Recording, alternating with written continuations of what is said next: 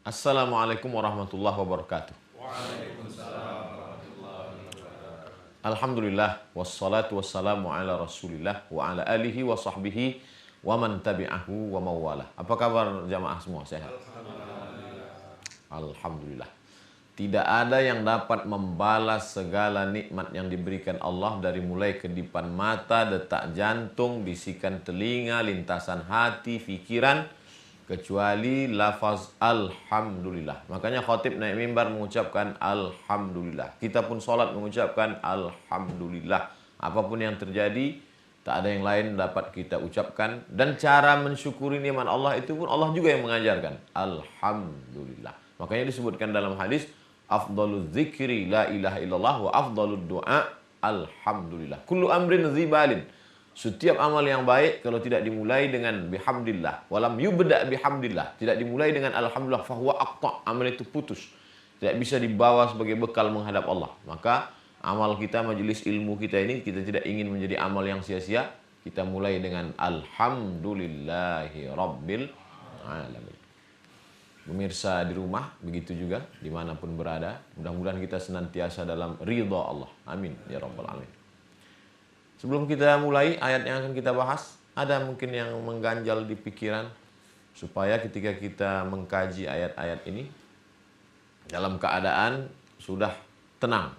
Kalau ada yang mau ditanyakan sebelum kita mulai, kita bahas dulu insyaallah. Baik. Assalamualaikum warahmatullahi wabarakatuh. Waalaikumsalam warahmatullahi wabarakatuh. Pertanyaan saya, Ustadz, hidup ini kan tidak luput dari ujian. Ada yang kita dialami ujian kehilangan orang yang kita cintai. Kadang ada juga kehilangan harta yang kita cintai. Seharusnya sebagai umat muslim, apa yang harus kita lakukan, Ustadz? Kehilangan orang, kehilangan harta. Dua-duanya berbeda. Yang satu manusia, yang satu benda. Tapi ada titik persamaan antara keduanya, bahwa kita sama-sama menyukainya. Anak, istri, ayah, ibu, saudara, kawan, sahabat, teman dekat, orang yang pernah punya hubungan baik dengan kita. Kita cinta kepada dia. Mobil, rumah, cincin, rantai, gelang, perhiasan. Ini juga benda yang hati kita pernah terpaut kepada dia. Kedua-dua ini hilang dari hidup kita. Lalu kemudian orang sampai sedih, depresi, sakit, kumat darah tinggi, mati muda, naik kolesterol. Itu semua penyebabnya adalah karena cinta, suka yang berlebihan. Terkait dengan pertanyaan tadi, ada satu ayat dalam surat Ar-Ra'du, ayat yang ke-26. A'udzubillahi minasyaitonirrajim. Jangan lupa, karena ada yang terlintas di pikiran kita dari bisikan setan, alladzi waswisu fi sudurin nas. Nah, itu kita hilangkan semua bisikan-bisikan itu dengan membaca. Nabi mengajarkan lafaz ini. Allah Ta'ala dalam Al-Quran menyebutkannya melalui wahyu. A'udzubillahi minasyaitonirrajim. Setelah mohon perlindungan dengan Allah Subhanahu wa taala dari gangguan bisikan setan, jin segala macam, barulah kita baca ayat. Allahu yabsutu. Allah yabsutu. Allahu yabsutur rizqa. Allah Subhanahu wa taala, dia punya nama lain, Ar-Rahman, Ar-Rahim, Al-Malik, Al-Quddus, As-Salam, Al-Mu'min, Al-Muhaimin, Al-Aziz, Al-Jabbar. Ketika kita sebut, Ya Razzaq, wahai engkau ya Allah yang memberikan rezeki. Ya Rahman, wahai engkau ya Allah yang mengasihi, menyayangi aku. Tapi ketika kita katakan, Ya Allah, laqad wasaftahu bijami'i sifati kamalihi wa jalalihi. Saat engkau katakan, Ya Allah, saat itu engkau sedang menyebutkan segala sifat keindahan dan kesempurnaan Allah Subhanahu wa taala. Oleh sebab itu semuanya tetap kita pakai. Ya Rahman, Ya Rahim, Ya Malik, Ya Quddus, Ya Salam, Ya Jabbar, Ya Mutakabbir, Ya Khaliq, Ya Bari. Tapi kita Ya Allah. Allahu yabsutu diambil dari kata basata. Basata. Asal kata basata melebarkan tangan. Allahu yabsutu. Allah meluaskan, melapangkan, memberikan, mengulurkan. Apa yang dia berikan, dia lapangkan, dia luaskan itu. Ra, zai, qaf. Rizqun. Orang kita menyebut rezeki. Nggak bisa bilang zai. Rezeki. Rizki. Macam-macam. Rezeki, rizki. Bahkan rezeki. Itu dah rezeki kita. Terserah.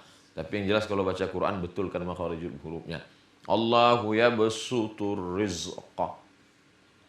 Allah yang melapangkan rezeki. Artinya apa? Wahai orang yang kaya jangan sombong. Karena kekayaanmu itu dilapangkan Allah. Rezekimu Allah yang melapangkannya. Dan itu bagian dari ujian.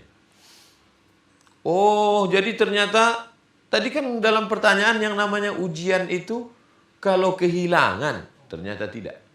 Justru dilapangkannya rezeki juga adalah ujian. Justru banyak orang yang lulus ujian ketika disempitkan. Ketika rezekinya sempit, susah, ke masjid, sholat duha, sholat tahajud, sholat witir. Tapi kalau sudah lapang, tempatnya sudah mulai berpindah. Goyang kepalanya sudah mulai lain. Oleh sebab itu maka sebenarnya membaca Al-Quran ini sedang meluruskan pandangan kita yang namanya ujian itu bukan hanya saat sempit, saat hilang, saat mati, saat terbakar, saat dicuri orang, saat bangkrut. Lapang ini juga adalah bagian dari ujian. Allahu yabsutur rizqa. Kita akan lanjutkan setelah yang satu ini, insyaallah. Allahu yabsutur rizqa. Allah yang melapangkan, memurahkan, memudahkan rezeki. Siapa? Liman yasha. Liman bagi orang. Yasha yang dikehendaki Allah. Lihat. Liman yasha yang dikehendaki Allah. Bukan kehendak dia. Berapa banyak orang yang ingin kaya, tidak kaya. Berapa banyak orang yang tidak ingin kaya, malah kaya raya. Ah, Ustadz ini ngawur. Mana ada orang nggak ingin kaya, bisa kaya raya? Orang kaya umur 70 tahun, menikah dengan anak gadis umur 17 tahun. Besok subuh, kumat darah tinggi, meninggal. Siapa yang kaya saat itu? Dua orang yang tidak ingin, yang sebenarnya tidak berpotensi untuk kaya, bisa kaya raya. Siapa itu? Istrinya mendapat harta 1/4 dari warisan. Kemudian anak yang baru saja, malam itu disemai, 9 bulan kemudian anak itu lahir. Anak itu begitu lahir langsung kaya raya. Kehendak Allah Subhanahu wa taala. Liman yasha, bagi siapa yang dikehendaki Allah Subhanahu wa taala. Tapi ada jenis yang kedua. Ini yang pertama, yabsutu, yang dilapangkan.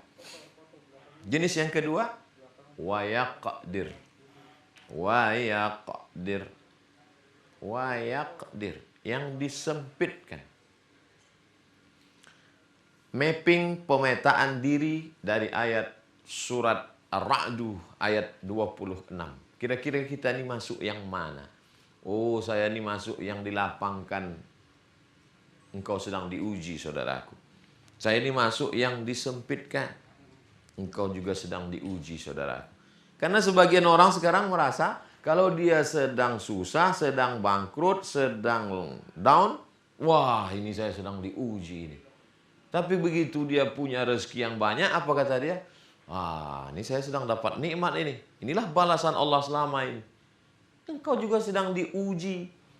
Ujiannya mana? Apakah engkau rela mengeluarkan 2,5% dari jerih payah, titik peluh keringat perjuanganmu itu? Apakah engkau lulus melihat orang susah, miskin, anak muda yang belum menikah, fakir miskin yang tidak makan, anak yatim yang tidak bisa sekolah? Justru banyak orang lulusnya di sini.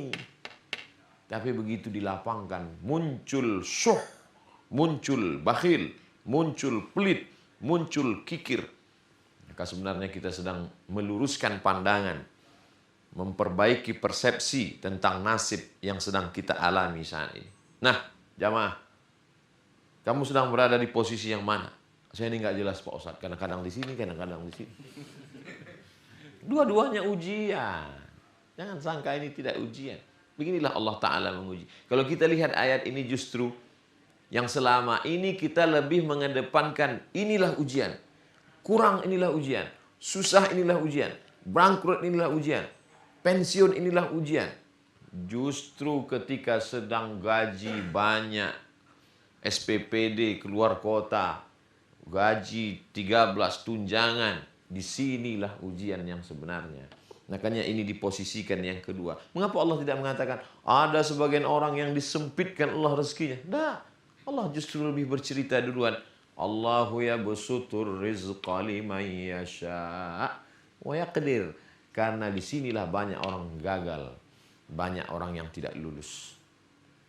Lalu ketika Allah uji dengan yang dua model ini, apa sikap, sifat manusia menerimanya? Wa farihu. Wa farihu. Senang, happy. Bahkan sampai kepada tingkat sombong, angkuh. Dengan apa? Bil hayatid dunia. Mereka senang, mereka bahagia, mereka happy, mereka melampaui batas, mereka angkuh, mereka sombong. Dengan apa? Bil hayat, dengan kehidupan. Ad-dunya diambil dari kata dana, artinya dekat. Karena disebut dia dekat, karena ini kehidupan yang paling dekat dengan kita sekarang. Disebut dia dengan dana, daniun, rendah. Kenapa dia disebut dengan kehidupan yang rendah? Karena ada kehidupan yang tinggi, yang megah, yang mewah, yang mulia. Walal akhiratu khairul laka minal ula. Kehidupan nanti yang lebih kekal, yang abadi, jauh lebih utama daripada yang sekarang. Tapi justru mereka terpukau dengan bil hayatid dunya, yang hanya sejenak, sekejap. Dari usia 0 sampai 5, balita. Dari 5 sampai 20, masa remaja, happy, bahagia. Lalu kemudian mulailah masuk masa usia menguning. Dari 20 sampai ke 40. Lalu kemudian sampai ke 63. Kalau sampai selesai, habis. Singkat. Wa farihu bil hayatid dunya. Tapi Allah tidak ada bahas efek daripada ini. Ada orang-orang yang kami sempitkan rezekinya lalu dia stres dan susah. Ada orang-orang yang kami sempitkan rezekinya lalu kemudian dia sakit dan mati. Ada orang, tak ada. Yang diceritakan hanya efek dari ini. Ada orang-orang yang kami lapangkan rezekinya lalu kemudian dia bangga, sombong, angkuh, merasa dialah yang pemilik segalanya. Hanya diceritakan ini. Kenapa Allah tidak ceritakan efek daripada ini? Karena efek ini tidak terlampau banyak orang yang tertipu. Efek daripada miskin susah ini paling-paling dia tidak makan. Tapi imannya insya Allah tetap terjaga. Efek daripada susah ini paling-paling orang hari itu, berapa banyak orang yang susah tidak makan, justru dia bisa puasa sunat. Saya dulu banyak puasa sunat saya Pak Ustadz. Tapi sejak kaya nih, susah saya meninggalkan makanan. Justru efek daripada ini yang diceritakan Allah Subhanahu wa taala. Ketika dilapangkan rezekimu, lalu kemudian engkau angkuh, bahagia, tapi kebahagiaanmu itu membuat efek negatif engkau, lalu kemudian sombong dengan apa? Dengan kehidupan yang singkat, yang pendek itu. Masya Allah. Wamal hayatud dunya. Lagi-lagi ini yang ingin dijelaskan Allah Subhanahu wa taala. Wamal hayatud dunya. 2 kali dia ulang. Mereka bahagia, angkuh, sombong dengan kehidupan dunia yang diberikan Allah itu. Wamal hayatud dunya. Tidaklah kehidupan dunia yang mereka banggakan, mereka sombongkan itu. Illa, melainkan, hanya. Kalau di belakangnya ada wama, kemudian dengan illa, tidaklah. Melainkan, hanya. Apa kehidupan dunia itu? Mata. Hanya sedikit daripada kenikmatan, sedikit daripada kebahagiaan, sedikit daripada kelebihan yang diberikan Allah Subhanahu wa taala. Kita akan lanjutkan pembahasan ini, penjelasan ini setelah yang satu ini.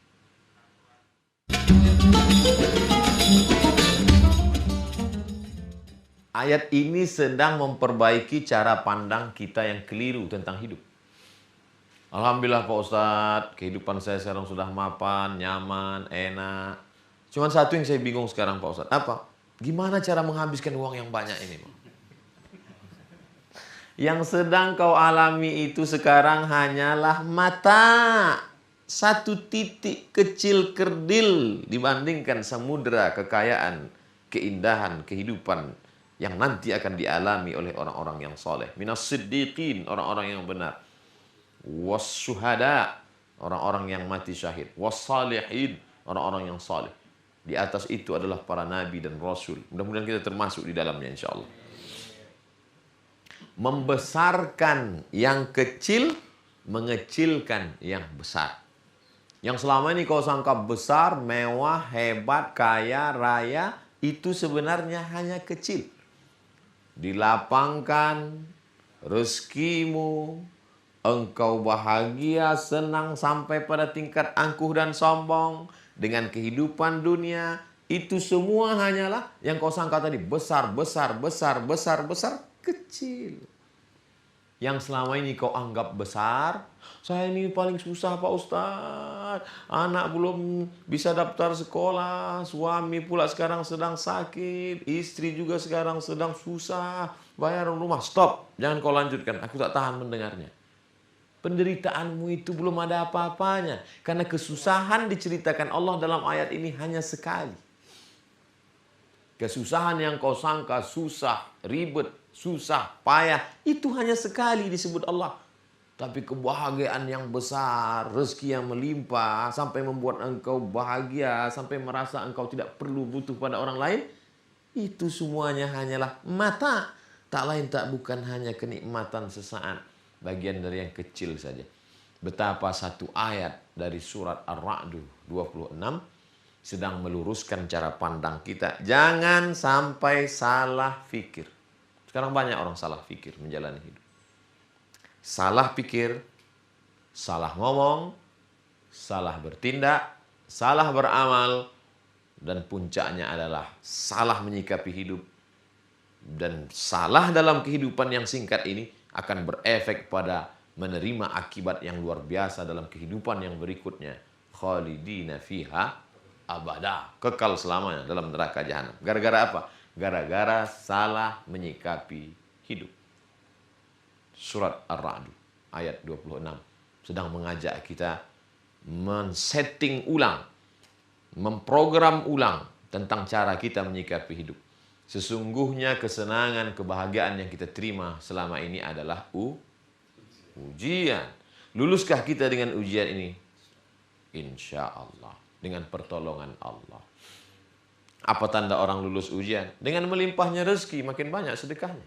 Dengan melimpahnya rezeki makin banyak orang susah yang tertolong. Dengan melimpahnya rezeki makin banyak syukurnya pada Allah. Dengan melimpahnya rezeki makin rajin sholat berjamaah. Lulus. Bagi yang susah, yang melarat, yang miskin, itu juga ujian. Dan itu kecil. Hanya sekali disebut. Wa yaqdir. Dan efeknya tak disebutkan.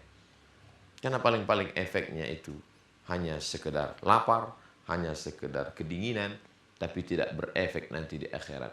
Tapi ketika engkau lalai berzakat, membiarkan anak yatim, fadzalikal ladzi yad'ul yatim wa la yahuddu ala ta'amil miskin. Siapa itu?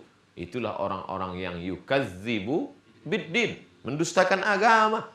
Tak ada orang miskin dikatakan mendustakan agama. Tapi orang kaya yang membiarkan anak yatim. Orang yang punya harta menyia-nyiakan fakir miskin. Mereka itulah pendusta-pendusta agama. Na'udzubillah. Mungkin dari ini ada yang masih ingin ditanyakan. Baik. Bismillahirrahmanirrahim. Assalamualaikum warahmatullahi wabarakatuh. Waalaikumsalam warahmatullahi wabarakatuh. Kalau kelapangan dan kesempitan rezeki itu adalah sebuah ujian dari Allah, Ustaz. Kenapa manusia kecenderungannya lebih memilih mungkin kalau diuji yang dilapangkan rezekinya, artinya orientasi manusia kebanyakan mengejar kelapangan rezeki tadi, gitu. Itu yang pertama. Yang kedua, apakah ya Rasul atau kebenaran hadisnya jadikanlah aku ini orang miskin, kata Rasulullah itu, apakah memang Rasul berupaya supaya beliau lebih lulus mendapatkan ujian kemiskinan daripada kekayaan? Makasih. Assalamualaikum warahmatullahi wabarakatuh. Waalaikumsalam warahmatullahi. Idenya datang belakangan dari saya. Andai tadi saya dapat pertanyaan itu duluan, maka sebelum ditutup tanya dulu. Jamaah, ini ada ujian kekayaan, ujian kemiskinan. Setelah dijelaskan semua, mau yang mana? Ujian yang pertama, Ustaz. Karena memang itu kecenderungan sifat manusia. Ingin nyaman, ingin enak, ingin tenang, ingin damai, ingin adem, ingin ayam. Memang kecenderungan. Memang itulah sifat asal muasal manusia. Tapi dalam hadis, kenapa Nabi justru ingin memilih miskin? Allahumma ahyini miskinan, hidupkan aku dalam keadaan miskin. Wa amisni miskinan, matikan aku dalam keadaan miskin. Wahsyurni ma'a zumratil masakin, bangkitkan aku nanti di padang mahsyar dalam bersama orang-orang miskin. Hadis ini dibahas oleh Syekh Yusuf Al-Qaradawi dalam kitab berjudul Kaifa Nata'amal Ma'as Sunnah. Sudah diterjemahkan dalam bahasa Indonesia, judulnya Bagaimana Berinteraksi dengan Sunnah. Maka kata beliau dalam doa, Allahumma ahyini miskinan, diambil dari kata sakana, artinya tenang. Maknanya di situ, hidupkan aku dalam keadaan tenang, bukan dalam keadaan fakir miskin. Maka Nabi bukan fakir, Nabi tidak miskin. Nabi kaya raya tapi hidup bersahaja. Nah, ini yang tepat. Kalau tidak nanti umat Islam, kenapa kamu miskin? Hidupkan aku dalam keadaan miskin. Biarlah mereka. Nah, jadi jangan sampai nanti habis ayat ini dikaji semuanya meninggalkan perusahaannya, semuanya. Kenapa nih? Saya sudah tak tahan dengan ujian ini, Ustaz. Saya pilih ujian yang ini aja. Oh, jangan. Kita harus bangkit, umat Islam harus kuat. Makanya ngajinya harus seimbang. Al-mu'minul qawi, seorang mukmin yang kuat ekonominya, kuat fisiknya, kuat imannya, kuat amalnya. Khairun, lebih baik. Wa ahabbu ilallah, lebih dicintai Allah. Minal mu'minil dhaif, daripada mukmin yang lemah. Memahami ayat, hadis, konteks fatwa ulama dengan pemahaman yang komprehensif, yang sempurna, barulah kita akan selamat. Artinya setelah mengkaji ayat ini, apapun ujian ke depan yang datang, kita sudah siap. Datang kekayaan, kita pahami ini adalah ujian, jangan sombong, jangan bangga. Datang kemiskinan, maka kita pula bersabar. Mudah-mudahan kita termasuk dengan pertolongan Allah dan rahmat Allah, kita bisa menyikapi itu insya Allah. Amin. Saya tutup dengan kisah ketika sahabat Nabi, singa Allah, Hamzah bin Abdul Thalib meninggal. Diambil kain panjang menutup kepalanya, terbuka ujung kakinya. Ditutupkan ke kakinya, terbuka kepalanya. Akhirnya kata Nabi, tutupkan kepalanya, kakinya yang terbuka tutup dengan izhar. Ambil lalang, seperti lalang tapi wangi, tutup kaki. Begitulah susahnya. Maka ketika Abdurrahman bin Auf yang kaya raya itu meninggal, menangis Abdurrahman bin Auf. Apa kata beliau? Hamzah yang mulia meninggal dalam keadaan kain tak bisa menutup kakinya. Aku khawatir dengan kekayaanku ini, aku termasuk orang yang disegerakan Allah dapat nikmat di dunia, sehingga di akhirat tak dapat nikmat lagi. Mudah-mudahan kita mendapat nikmat di dunia ini, di akhirat dapat lagi sekali lagi insya Allah. Terima kasih. Assalamualaikum warahmatullahi wabarakatuh.